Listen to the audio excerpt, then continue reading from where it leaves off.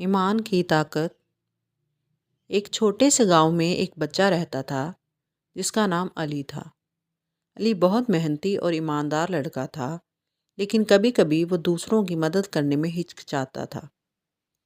ایک دن گاؤں میں ایک بزرگ آدمی آیا جو غریب اور کمزور تھا۔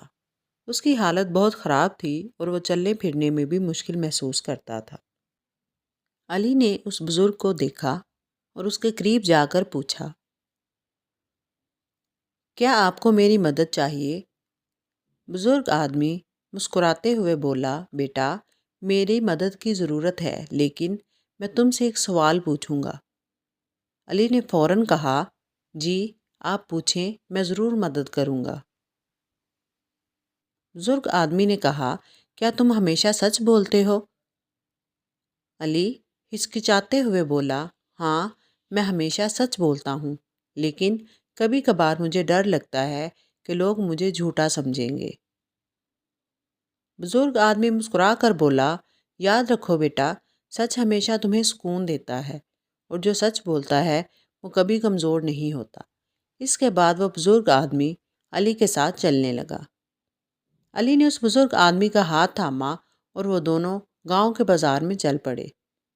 بازار میں لوگوں نے بزرگ کو دیکھ کر کہا، یہ شخص بہت غریب اور کمزور ہے، اس کے ساتھ کوئی نہیں جائے گا۔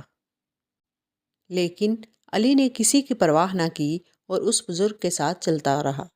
آخر کار وہ دونوں گاؤں کے ایک چپکے سے گوشے میں پہنچے، جہاں اس بزرگ آدمی نے علی کو بتایا کہ وہ ایک بہت بڑا حکیم تھا اور وہ جاننا چاہتا تھا کہ علی سچ بولنے میں کتنا ایماندار ہے۔ علی نے کہا، میں ہمیشہ سچ بولتا ہوں، چاہے حالات کیسے بھی ہوں۔ بزرگ حکیم نے پھر علی کو ایک خاص جواہرات کی تھیلی دی اور کہا، یہ تمہارے لیے ہے، کیونکہ تم نے اپنی ایمانداری کو ثابت کیا ہے۔ علی بہت خوش ہوا اور اس نے فیصلہ کیا کہ وہ ہمیشہ سچ بولے گا، کیونکہ سچ ہمیشہ طاقتور ہوتا ہے۔ اس دن کے بعد علی گاؤں میں ایک مثال بن گیا اور سب نے اس کی ایمانداری اور سچائی کا احترام کیا۔ اخلاقی سبق۔ ایمانداری اور سچائی میں بڑی طاقت ہوتی ہے، اور جو سچ بولتا ہے وہ کبھی بھی ہار نہیں سکتا۔